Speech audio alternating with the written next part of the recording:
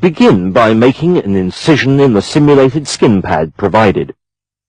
We will now close this with interrupted sutures.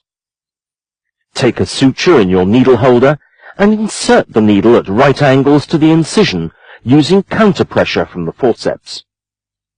Pull the suture through gently without snagging it. Secure a standard reef knot, either using the one-handed technique or the instrument technique.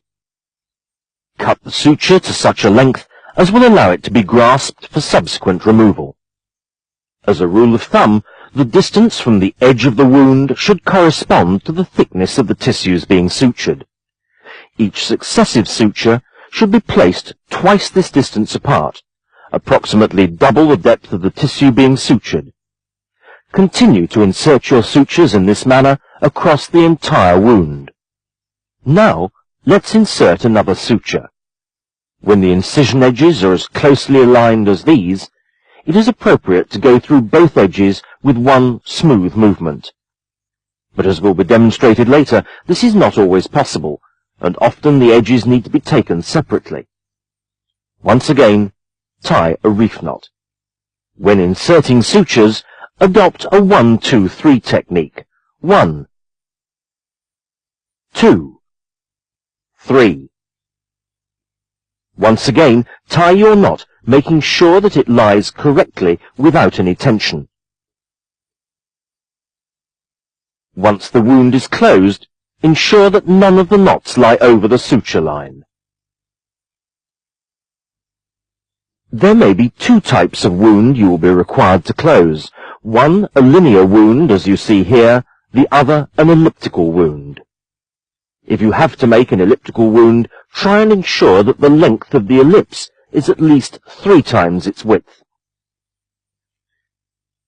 When closing a linear wound, it may be easier to start in the middle of the wound, as you see here, inserting an interrupted suture and then ligating it.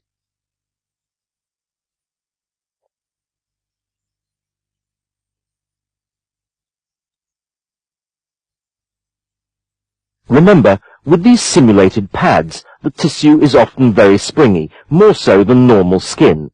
Make allowance for this during your exercises. Once the initial suture has been placed, it is then easy to halve the remainder of the incision each side to continue to close it. Therefore, insert one suture halfway along the remainder of one end of the incision and ligate this. Then, having completed that suture, again halve the remaining wound and continue as shown.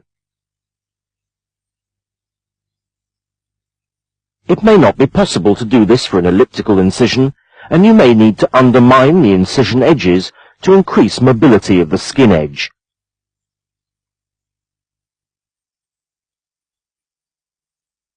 In this situation, it is not practical to start in the middle of the wound, as such a suture will be under too much tension and therefore inaccurate. Thus, in this situation, start at the end of the incision, inserting a suture at right angles and getting right down into the depths of the incision, and then come back at the other edge of the skin, again at right angles to the skin edge, and ligate that particular suture.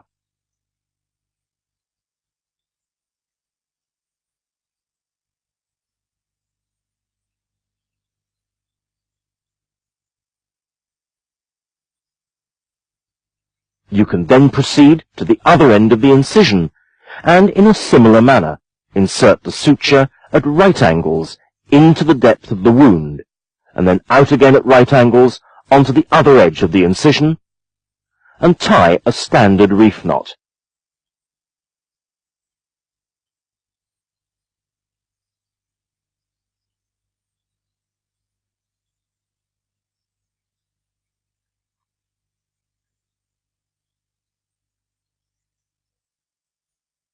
You are now in a position to continue to close this ellipse, working from each end alternately, inserting interrupted sutures like this.